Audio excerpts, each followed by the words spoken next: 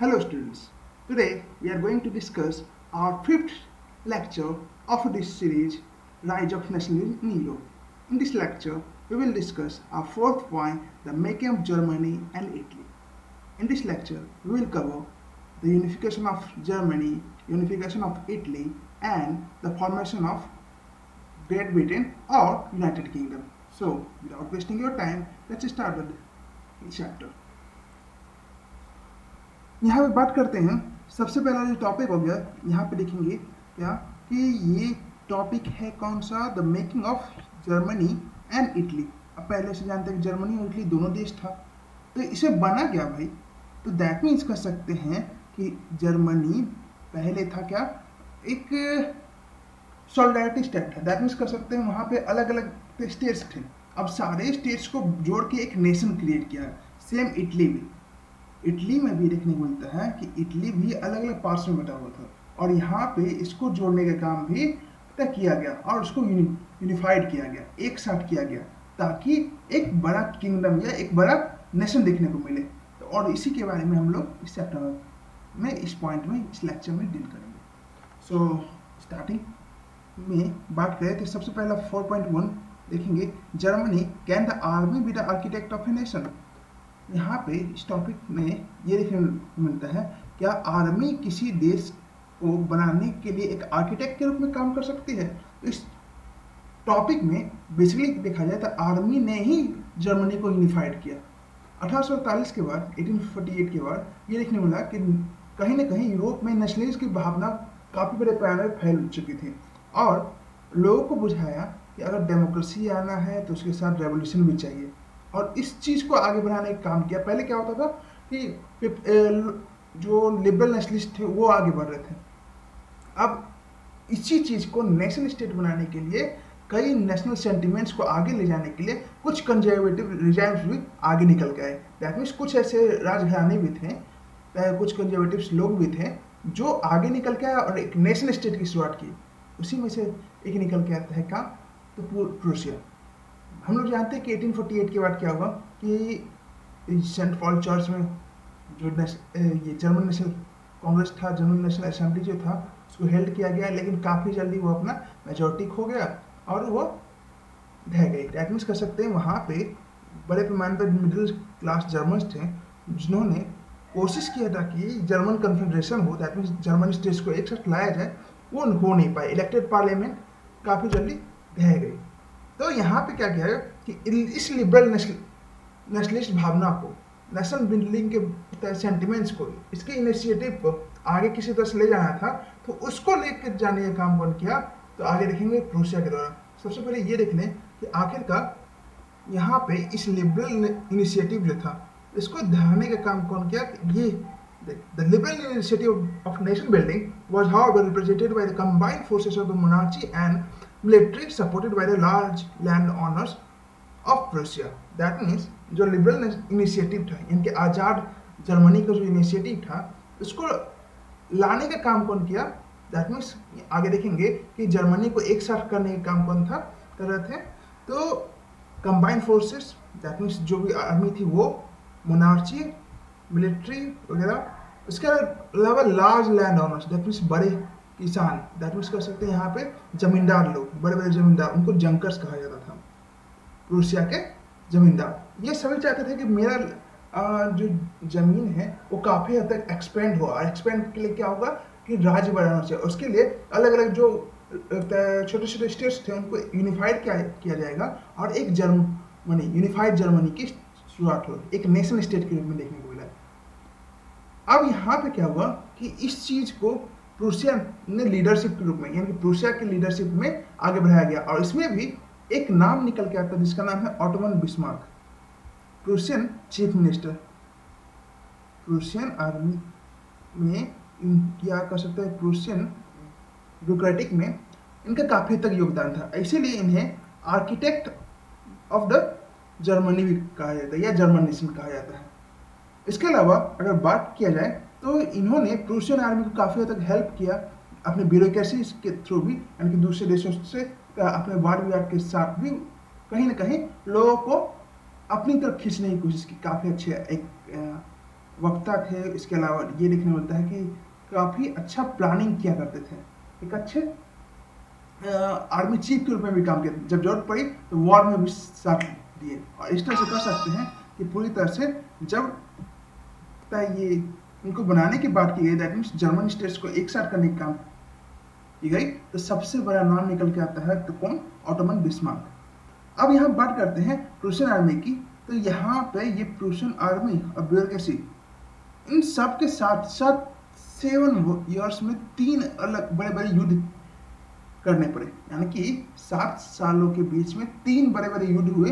किनके बीच? तो यहाँ पे नाम देख सकते हैं, ऑस्ट्रिया, डेनमार्क और फ्रांस के बीच ये 3 बड़े बड़े युद्ध हुए, जहाँ पे प्रूसिया अंत में विजयी घोषित हुआ। और इसी के साथ जनवरी 1871 में, जनवरी 1871 में ये घोषित किया गया कि प्रूसिया जो है वो यूनिफाइड हो गया, या कह सकते हैं जर्मनी जो है वो यूनिफाइड हो चुका है। और यूनिफिकेशन के बाद प्रूसियन किंग जो था, यानी कि प्रूसिया का जो राजा था, कैसर विलियम वन, इसमें विलियम वन लिखा हुआ है, उसका पूरा नाम कैसर विलियम वन था।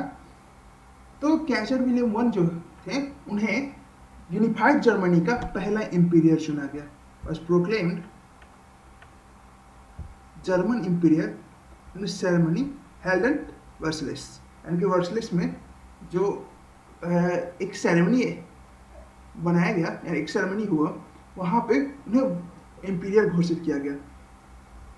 18 जनवरी 1871 की बात है, काफ़ी ठंड का समय था।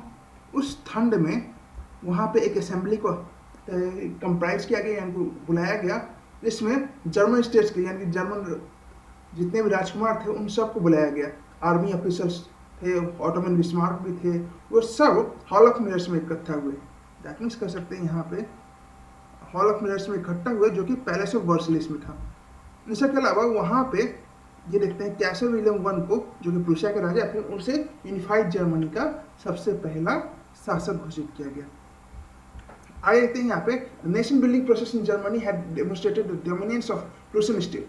अब यहाँ पे ये नेशन बिल्डिंग का जो काम था जर्मनी का, वो बेसिकली ये दिखाया था कि प्रूसिया जो है डोमिनेट कर रही है, प्रूसिया का पावर काफ़ी हद तक डोमिनेट कर रहा है। और इसी कारण से जो भी नया जर्मनी बना, उसमें प्रूसिया के का काफ़ी हद तक हिस्सेदारी था। दैट मीन्स वहाँ पे देखने लगे प्रूसियन जो कस्टम्स थे उनको फॉलो किया जाता था, कुछ हद तक प्रूसियन लैंग्वेज को फॉलो किया जाता था, प्रूसियन रहन सहन सबको फॉलो किया। इसके अलावा नए राजा ने नए अलग अलग कानून भी बनाए।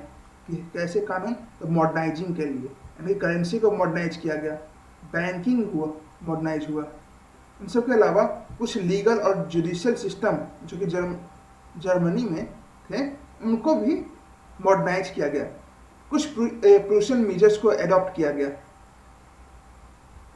यहाँ पे ये देखने मिला कि प्रूसियन मॉडल को अपनाया गया, और कुछ जो वहाँ की करेंसी थी, वहाँ का जो लीगल सिस्टम था, उनको एडॉप्ट किया गया। एक तरह से कहा जाए तो बेसिकली आज़ाद हुआ जर्मनी अलग अलग छोटे छोटे राज्यों से एक साथ यूनाइटेड हुआ, लेकिन आप कह सकते हैं प्रूसिया का राज जर्मनी पे चल रहा था।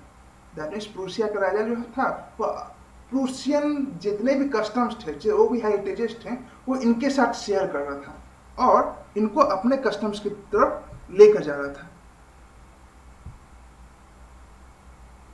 अगला टॉपिक है आपका इटली यूनिफाइड। इटली यूनिफाइड में देखते हैं कि जैसे जर्मनी था, उस तरह से इटली का भी एक काफ़ी लंबा इतिहास है पॉलिटिकल फ्रेगमेंटेशन। दैट मीन्स कहा जाए तो राजनीतिक अलगाव का।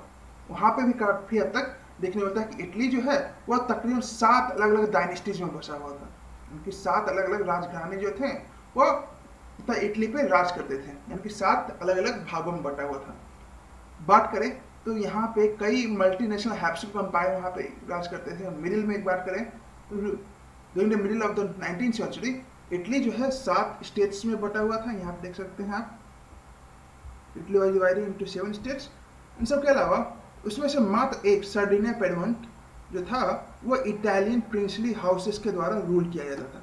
बाकी सारे राज्य जो थे वो इटालियन राजाओं के द्वारा रूल नहीं किए जाते। जैसे नॉर्थ में ऑस्ट्रो हंगेरियन रहते थे, सेंटर में पॉप के द्वारा, पॉप मतलब रोम कर सकते हैं यहाँ पे, यानी कि रोम के रहने वाले लोग, और बेसिकली पादरी वगैरह जो होते हैं उनके द्वारा, कैथोलिक के द्वारा, कैथोलिक या ऑर्थोडॉक्स के द्वारा। इसके अलावा साउदर्न रीजन जो था वो डोमिनेशन था किनका, तो बॉर्बन किंग्स ऑफ स्पेन, यानी कि स्पेन के जो बॉर्बन डायनेस्टी के लोग जो गए थे उनके द्वारा किया जाता था। इटालियन लैंग्वेज, इसके भी अलग अलग वेरिएशन थे। इटली भरे हैं लेकिन सब जगह एक जैसी इटालियन नहीं बोली जाती थी, सबका एसेंट अलग हो जाता था, यानी कि बोलने का ढंग अलग हो जाता। रीजन कारण क्या है, उसके जहाँ पे भी होता था तो वहाँ के कुछ लोग जो है अपने लैंग्वेज को इन लैंग्वेज के साथ मिक्स कर देते थे, जिस कारण से इन सब में कहीं ना कहीं अंतर नजर आता था। 1830 की बात करें तो गिउसेप्पे मैजिनी ने यहाँ पे, अब हम लोग जानते हैं कि बेसिकली इटली से बिलोंग करते थे, उन्होंने दो अलग अलग ये सीक्रेट सोसाइटी की भी स्थापना की थी। हम लोग ये भी पढ़ चुके, जैसे पहला क्या था, यंग इटली, और एक था यंग यूरोप। तो इन दोनों को ऑर्गेनाइज करने के बाद उन्होंने अलग अलग जगह पे उनका बेसिकली ये था कि किसी तरह से नेशनलिज्म को किया जाए, इटली को यूनिफाइड किया जाए, और उन्होंने 2 बार रेवोल्यूशन किया है, 1831 और 1848, लेकिन दोनों बार ही फेल हुआ। और इन सब को देखते हुए आखिरकार सर्डिनिया पेडमेंट, जो कि किंग विक्टर इमैनुअल टू इनके अंदर था, उन्होंने सोचा कि अगर इटालियन स्टेट एक साथ आ जाते हैं, यानी कि इटली का सारा राज्य अगर एक साथ आ जाता है तो इससे क्या होगा, मेरा प्रभुत्व बढ़ेगा, दैट मीन्स हम ज़्यादा लीड हो जाएंगे। दूसरा ये देखने को मिला कि इटली जो है उसकी पॉसिबिलिटी बढ़ जाएगी इकोनॉमिक डेवलपमेंट का, यहाँ देख लिया Italy of then possibility of economic development and political dominance, that means कर सकते हैं इटली इकोनॉमिकली डेवलप हो जाएगा और उसका पॉलिटिकल डोमिनेंस बढ़ जाएगा। दैट मीन्स अगर सातों इटली के पास में कब्जा हो जाता है तो हम पहले से ज़्यादा ताकतवर होंगे, मेरे पास पहले से ज़्यादा आर्मी है। उसके अलावा हम देखेंगे कि मेरे पास पहले से ज़्यादा जोग्राफिकल एरिया है, तो इकोनॉमिक डेवलपमेंट भी ज़्यादा होगा, हम पॉलिटिकली डोमिनेट करेंगे, आप बड़े राजघरानों में गिने जाएंगे। और इसी का कारभार संभाला, जैसे वहाँ पे हम लोग ऑटोमन बिस्मार्क को देखते हैं, यहाँ पे कारभार संभाला किसने, कैंटो डी कैबोर, पूरा नाम है इनका कैंटो डी कैबोर, इसमें सिर्फ कैबोर दिया हुआ है, तो आप पूरा नाम क्या करते हैं, कैंटो डी कैबोर।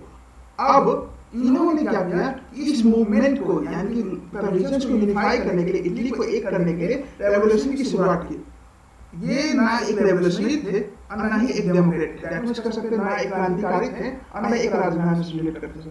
ये क्या थे कि उन दोनों का मिक्स अप थे, यानी कि राजघराने से बिलीव करते थे, रेवोल्यूशन को भी आगे लेके जाते थे, लेकिन दोनों से डायरेक्टली कनेक्टेड नहीं थे। इन सब के अलावा ये देखने को मिलता है कि वो काफी basically like many other wealthy and educated people, जो भी इटालियन इलाइट लोग थे, उनकी तरह ये काफी एजुकेटेड और अदर वेल्दी जो लोग हुआ करते थे वो अक्सर फ्रेंच बोला करते थे, और इनकी भी लैंग्वेज इटालियन से अच्छा ये फ्रेंच बोल लेते थे, और ये काफी तुमको बेनिफिट किया।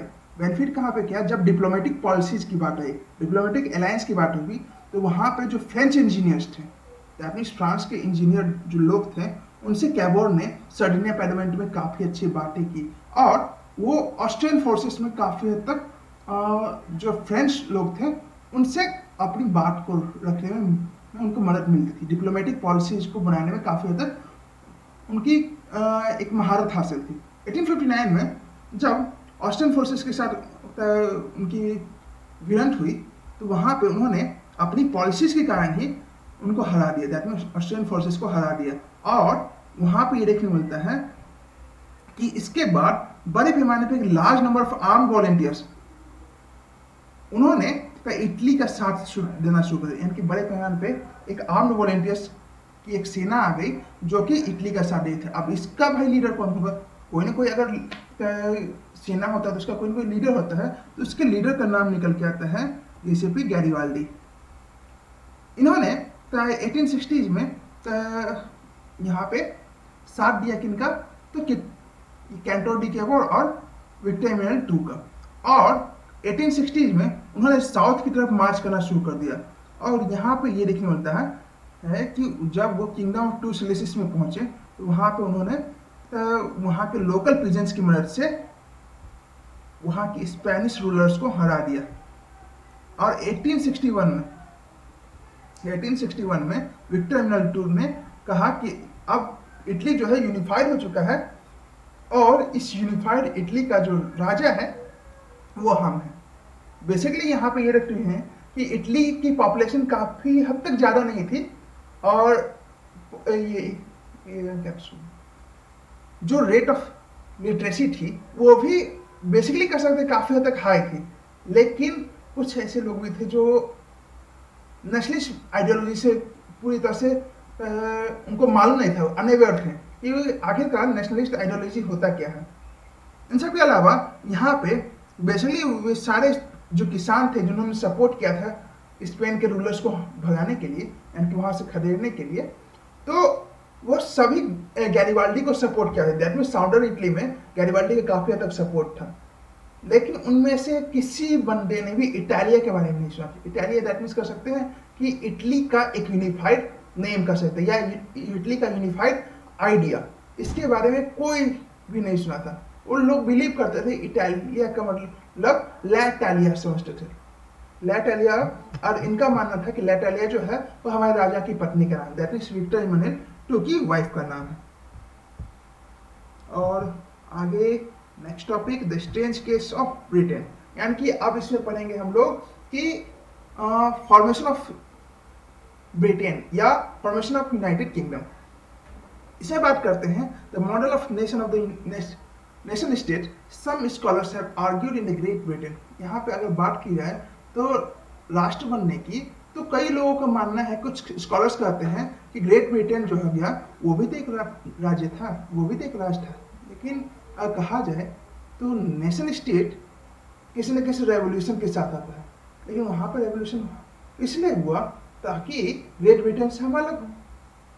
अब यहाँ पे आगे बात करते हैं क्या क्या हुआ।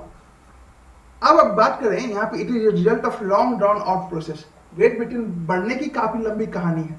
ग्रेट ब्रिटेन की बात करें तो ये तकरीबन 17th सेंचुरी से शुरू हुआ और 19 से लेकर 20th सेंचुरी तक ग्रेट ब्रिटेन का हिस्सा बनता रहा।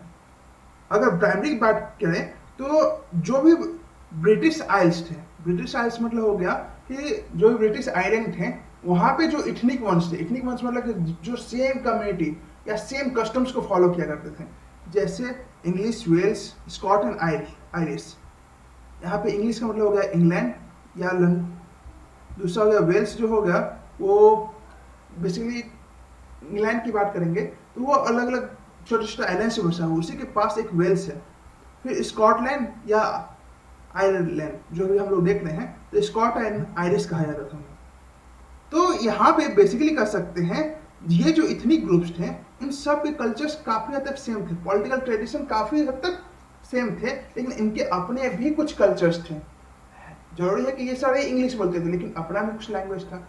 सब कहीं ना कहीं क्रिश्चियन धर्म को फॉलो करते थे, लेकिन इसमें क्रिश्चियन भी अलग अलग धर्म था। कोई ये क्रिश्चियनिटी भी आपको प्रोटेस्टेंट था, कोई ऑर्थोडॉक्स था, कोई और हो सकता है।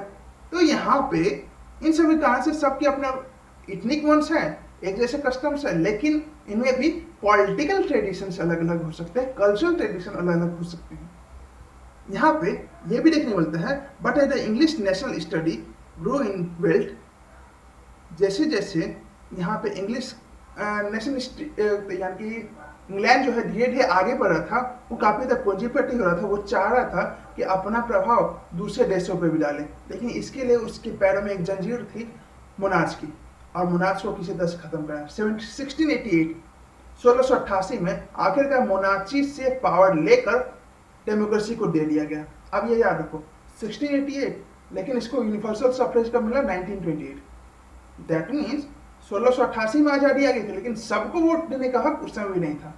तो यहाँ पे अगर बात की जाए तो 1688 में मोनार्च को खत्म करके वहाँ पे उसके पावर को सीज कर लिया गया था और पार्लियामेंट को इम्प्लीमेंट कर दिया गया था। इसके अलावा यहाँ पे धीरे धीरे जो पहले किसी डिसीजन को बनाने के लिए कॉन्फ्लिक्ट होता था, अब वो काफ़ी इजीली हो सकता है, और इसी कारण से एक नेशनल स्टेट की बात की गई और उसके लिए इंग्लैंड को उसका सेंटर माना गया। सबसे पहले एक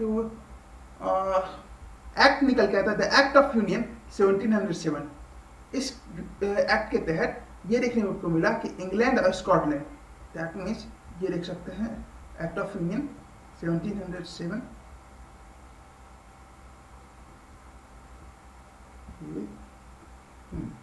यहाँ पे कह सकते हैं कि इसमें बेसिकली ये कहा गया कि इस एक्ट ऑफ यूनियन के अंदर यूनाइटेड किंगडम, दैट मीन्स कर सकते हैं कि यहाँ पे यूके जो था उसने की स्थापना हुई या ग्रेट ब्रिटेन की स्थापना हुई, यहाँ पे इंग्लैंड और स्कॉटलैंड को एक साथ जोड़ा गया और इसके साथ हम लोग देख रहे हैं कि United kingdom of great Britain की स्थापना हुई।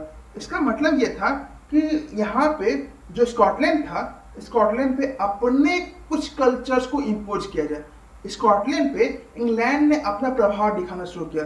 धीरे धीरे ब्रिटिश पार्लियामेंट जो थी वहाँ पे डोमिनेट करने लगी, इंग्लिश मेंबर्स वहाँ पे डोमिनेट करने लगे और ये देखने को मिला कि उन्होंने जो स्कॉटलैंड के बंदे थे उन्होंने स्कॉटिश ये अपनी आइडेंटिटी छोड़ के इंग्लिश आइडेंटिटी को अडॉप्ट कर लिया। धीरे धीरे ये देखने मिला कि उनकी कल्चर कहीं ना कहीं गुम होती चली गई और एक समय ऐसा आया कि आखिरकार वे लोग अपनी आइडेंटिटी ही भूल चुके थे। The Catholic clans that inhabited the Scottish island suffered terrible repression. That means जो कैथोलिक लोग हुआ करते थे, जो कि स्कॉटिश आइलैंड में रहा करते थे, उन्हें काफ़ी हद तक दबाव में रखा जाता है, क्योंकि हम भी जानते हैं कि इंग्लैंड जो है वो प्रोटेस्टेंट डोमिनेटेड है और प्रोटेस्टेंट जो लोग थे वो काफ़ी हद तक जो भी देश प्रोटेस्टेंट होता था उनको सपोर्ट करते थे और कैथोलिक को तंग किया करते थे। इन सब के अलावा ये भी देखने को मिला यहाँ पे इन सब ने आज़ादी की मांग की, लेकिन जब आज़ादी का मतलब निकल के आया उन्होंने कहा कि हम स्कॉटिश हैं, लेकिन स्कॉटिश हाईलैंडर्स जो बड़े घराने हुआ करते थे स्कॉटिश के, वो ये भूल चुके थे कि यार मेरी लैंग्वेज क्या थी, हम पहले कौन सी भाषा बोला करते, हम पहले कौन से कल्चर को फॉलो किया करते, हाँ नेशनल ड्रेस क्या था, ये सारी चीज़ें भूल चुके थे। और इसी कारण से उनमें से कई लोगों को बड़े पैमाने पे फोर्सिबली, दैट मीन्स जबरन उनके होमलैंड से निकाल दिया गया। रीजन क्या था? अपने आइडेंटिटी को भूल चुके थे और वो आज़ादी भी किससे मांगते भाई, उन्होंने पहले ट्रीटी साइन कर चुके थे, एक्ट ऑफ यूनियन 1707। इंग्लैंड और स्कॉटलैंड एक साथ होगा, एक साथ किंगडम को चलाने का काम करेगा। इंग्लैंड तो साथ में चला, लेकिन बात यही है कि उसने अपने इन्फ्लुएंस को स्कॉटलैंड के साथ मिक्स कर दिया। स्कॉटलैंड के लोगों ने अपनी आइडेंटिटी भूल गए। सेम चीज आयरलैंड के साथ भी हुआ। आयरलैंड एक सिमिलर फेट के साथ था, दैट मीन्स कर सकते हैं उसे भी सेम दिक्कतें महसूस होती। आयरलैंड की बात करें तो इट वॉज कंट्री, ये भी दो अलग अलग धर्मों में बटा हुआ था, एक था कैथोलिक, दूसरा प्रोटेस्टेंट। इंग्लिश ने, दैट मीन्स इंग्लैंड ने किसका मदद किया? आपको पहले होता है कि प्रोटेस्टेंट लोग प्रोटेस्टेंट की मदद किया करते थे, तो प्रोटेस्टेंट लोगों की मदद की। अक्सर आप लोग कई बार प्रोटेस्टेंट के नाम सुनिए, आखिर प्रोटेस्टेंट होता क्या है तो समझ लो कि बेसिकली इंग्लिश या कह सकते हैं क्रिश्चियनिटी को जब डिवाइड किया गया, चार अलग अलग पार्टों में डिवाइड हो, उसमें से एक सबसे ज़्यादा मेजोरिटी देखने मिलता है कैथोलिक और प्रोटेस्टेंट का। इंग्लैंड जो हो गया प्रोटेस्टेंट देश है, क्योंकि वहाँ पे ज़्यादातर आबादी प्रोटेस्टेंट की है और कैथोलिक को वो लोग नीचा मानते हैं और उनसे अक्सर दुश्मनी रहती है उनकी। तो यहाँ पे भी इंग्लिश ने प्रोटेस्टेंट की मदद की। प्रोटेस्टेंट आयरलैंड में काफ़ी कम थे, लेकिन इंग्लिश डोमिनेंस के कारण वो बड़े पैमाने पे जो कि कैथोलिक की कंट्री थी उस पर लार्जली रूल कर रहे थे। कैथोलिक रिवॉल्ट्स देखने को मिला, यानी कैथोलिक लोगों ने कई बार रिवॉल्ट किया ब्रिटिश डोमिनेंस के कारण, लेकिन उनको दबा दिया गया। यहाँ पे बीच में एक वुल्फ टॉन नाम के एक व्यक्ति थे, उन्होंने यूनाइटेड आयरिशमैन की सोच रखी, यानी कि एक संगठित आयरिशमैन, दैट मीन्स जो भी आयरिश बचे हुए थे उनको एक साथ करने की कोशिश की और एक रिवॉल्ट करने की कोशिश की। किसके खिलाफ? द ब्रिटिश डोमिनेंस के खिलाफ 1798 में। लेकिन ये फेल रहा। आयरलैंड जो है मजबूरन उसको फोर्सिबली यूनाइटेड किंगडम का साथ देना पड़ा और उसको यूनाइटेड किंगडम के साथ जोड़ लिया गया। कब? तो यहाँ पे देख सकते हैं 1801 में ये भाग हो गया यूनाइटेड किंगडम का। अब नए ब्रिटिश नेशन की बात करें तो यहाँ पे कुछ प्रोपेगेशन भी थे, कुछ नए नए पहचान निकल के आए थे इंग्लिश कल्चर का। सबसे पहले चीज हुआ तो new symbol of great Britain, ये निकल के आया द ब्रिटिश फ्लैग, जिसको हम लोग यूनियन जैक भी कहते हैं। यूनियन जैक मतलब कि आप लोग देखते हैं ब्रिटिश का झंडा वो होता है 3:2 का रेशियो और ऐसे ऐसे क्रॉस करके ये जो झंडा होता है वो वाला। इसके अलावा ये नेशनल एंथम क्या था? God save our noble king. इसके अलावा इंग्लिश लैंग्वेज, ये 3 चीज़ उनकी आइडेंटिटी निकल के आई, जो दिखाने का काम कर रही थी कि हम ब्रिटेन के लिए कितने लॉयल हैं। इन सब के अलावा उन्होंने काफ़ी हद तक प्रमोट किया जो भी पुराने देश थे उनको सबऑर्डिनेट पार्टनर्स, दैट मीन्स उन सब को एज ए यूनियन के रूप में, दैट मीन्स एक साथ आने के लिए सपोर्ट किया कि आप लोग हमारे देश के साथ, दैट मीन्स यूके के साथ मिल जाएंगे, आप भी काफ़ी हद तक आगे बढ़ेंगे। इसके अलावा ये जब इम्पीरियलिज्म के बारे में पढ़े तो वहाँ पे आर्मी के तहत भी कई देशों को अपना बनाने की कोशिश की, जैसे अफ्रीका के ज़्यादातर देश। So going to the next topic, visualising the nation. ये हमारे टॉपिक का 5वां भाग है। बेसिकली एक पेज का पार्ट है, इसको इसी में कंटिन्यू कर रहे हैं। विजुअलाइजिंग द नेशन का मतलब ये हो गया कि अक्सर हम लोग कहते हैं कि भाई एक मूवी देखने गए, मूवी तो देख लिए, लेकिन याद कैसे रहेगा। एक बुक पढ़े, बुक तो पढ़ लिए, याद कैसे रहेगा। तो याद रहने के लिए कोई मेमोरीज होनी चाहिए, जो ऐसी मेमोरीज जो हमें मेमोराइज कर दे, जो हमें अम्यूज कर दे। और इसके लिए जब नेशनल सेंटिमेंट्स को लेकर चलेंगे, चलो हम रोज बोल रहे हैं, ठीक है, लेकिन कुछ ना कुछ तो इंटरेस्टिंग होना चाहिए ताकि हम अगले दिन भी उसको लेके चले, कंटिन्यू कर सकें। तो यहाँ पे जैसे भारत में देखते हैं, भारत माता को तैयार किया गया कि लोगों को प्रेरित करे कि हाँ ये आइडेंटिटी है मेरी, ये एलेगरी है जो हमें नेशन को बनाने का काम करते हैं। और इसी चीज की बात करेंगे इस टॉपिक में। तो यहाँ पे बेसिकली जैसे जैसे 18th और 19th सेंचुरी में कई आर्टिस्ट, कई लोगों ने नेशन को एक पर्सनिफाई करने का काम किया, दैट मींस नेशन को एक रूप देने का काम किया, एक आदमी का, एक औरत का अलग अलग तरीके से रूप दे। अधिकांशतः लोगों ने नेशन को एक फीमेल फिगर दिया। फीमेल फिगर इसीलिए क्योंकि हम पहले बता चुके हैं कि देश आज़ाद हुआ लेकिन महिलाएं आज़ाद नहीं, फेमिनिस्ट मूवमेंट चलता रहा। जितने भी आर्टिस्ट थे उनका मानना था कि अगर महिलाएं आज़ाद होगी तो कहीं ना कहीं ये देखने को मिलेगा कि देश में बड़े पैमाने पे ये जो भी नेशनलिस्ट मूवमेंट है वो पूरी तरह से सिक्योर हो जाएगा, क्योंकि महिलाओं का मानना वही था कि देश बने, दूसरा यूनिवर्सल सफ्रेज हो, राइट टू प्रॉपर्टी मिले, ये 3 चीजें थी उनकी भी। तो अगर उनको आज़ादी मिल जाती है तो कहीं ना कहीं जो नेशनलिस्ट का भावना है, नेशन बनने का भावना है, वो विजुलाइज हो जाएगा, वो पूरी तरह से जो अभी काल्पनिक है वो दिखाई देना शुरू हो जाएगा। और इसी कारण से यहाँ पे देखने मिला कि female figure became the allegory of the nation. यहाँ पे देखते हैं फीमेल फिगर को एलेगरी मान लिया गया देश का। एलेगरी का मतलब सिंपली कह सकते हैं कि एक प्रतीक, सिंबल, यानी कि देश का सिंबल के रूप में डिनोट किया गया। आगे अगर बात करें तो यहाँ पे 2 अलग अलग सिंबल्स को दिखाया गया। एक हो गया क्रिस्टियन मेराइन, एक हो गया दूसरा हो गया जर्मेनिया। क्रिस्टियन मेराइन की बात करें तो क्रिस्टियन मेराइन बेसिकली फ्रांस की कोऑर्डिनेट करते थे और जर्मेनिया जर्मनी को। यहाँ पे जैसे आप लोग देखते हैं कानून के लिए आंखें पट्टी वाली हुई एक महिला होती है, दैट मीन्स वहां पे भी आप देखिएगा क्योंकि कानून जो है वो स्टार्टिंग में देखा जाए तो महिलाओं के लिए इक्वल कानून नहीं था, और इसी कारण से कहा गया कि कानून अंधा होता है और उसके लिए भी एलेगरी दिया गया किसको, तो महिलाओं को। दैट मीन्स उसके लिए इक्वल वेट होना चाहिए।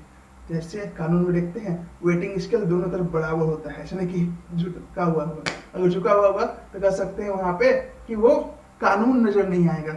उसी तरह से यहाँ पे कई अलग अलग एलेगरी का यूज किया, लिबर्टी के लिए, जस्टिस के लिए, रिपब्लिक के लिए अलग अलग एलेगरी को यूज किया गया। कई अलग अलग सिंबल्स दिए गए, जैसे टूटी हट के दिया, रेड कैप। इसके अलावा जस्टिस के लिए ब्लाइंड फोल्डेड, दैट मीन्स कर सकते हैं एक अंधी औरत जिसने एक वेटिंग स्केल ले रखा है, दैट मीन्स कहते हैं एक तराजू ले रखा है। नीचे और चलते हैं तो इसी तरह से कुछ सिमिलर फीमेल एलेगरीज भी देखने को मिली जो कि आर्टिस्ट के द्वारा 19th सेंचुरी में इन्वेंट किया गया। इसमें से फ्रांस की बात करें तो फ्रांस में निकल के आता है in France she was Christian Marianne, या क्रिस्टियन मेरिन भी इसको कहा जाता है। क्रिस्टियन मेरिन की बात करें तो यहाँ पे एक पॉपुलर क्रिश्चियन नेम था क्रिस्टियन मेरिन, जो कि बेसिकली देश यानी कि पीपल्स नेशन को, यानी कि लोगों के देश को पर्सनिफाई करने का, यानी कि एक रूप देने का काम करती थी और उनके आइडियाज को दिखाने का काम करती थी। हर characteristics were drawn from those of liberty and republic, उसका कैरेक्टरिस्टिक्स ये देखने को मिलता है कि वो लिबर्टी और रिपब्लिक को लिखा नहीं। ये पहले आप अच्छे से पढ़िए, क्योंकि क्वेश्चन आता है कि आप क्रिस्टियन मेराइन की जो भी उनका वेशभूषा था उसको डिराइव करिए, डिस्क्राइब करिए। अब देखते हैं यहाँ पे आगे उन्होंने क्या पहन रखा था भाई, the red cap, the tricolour and the cockade, यानी कि red cap, tricolour that means उनका जो तिरंगा था फ्रांस का वो, और द कॉकेट, कॉकेट मतलब कह सकते हैं कि सर पे एक तरह का मुकुट हुआ करता था, वो पहनती थी। इन सब के अलावा the status of marine were erected in public square to remind the public of the national symbol of unity and to pursue them to identify with it. The marine images were marked on coins and stamps. यहाँ पे इनके figures को इनके photos को coins में, stamps में तो use किया ही जाता था। अलग अलग स्क्वायर्स पे, स्क्वायर्स मतलब कि कर सकते हैं कि चौराहों पे, पब्लिक स्क्वायर्स पे उनके फिगर्स को मॉडलाइज किया गया ताकि लोगों को समझ में आए कि आखिर कहाँ देश चाहता क्या है। इन सब के अलावा यहाँ पे ये देखने मिलता था, ये चेस्ट पे ऐसा हो गया, सर पे एक मुकुट, ये तो इनका है, सॉरी जर्मनिया का,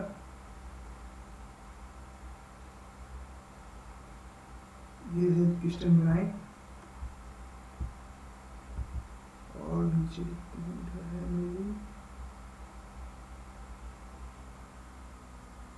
जर्मनिया।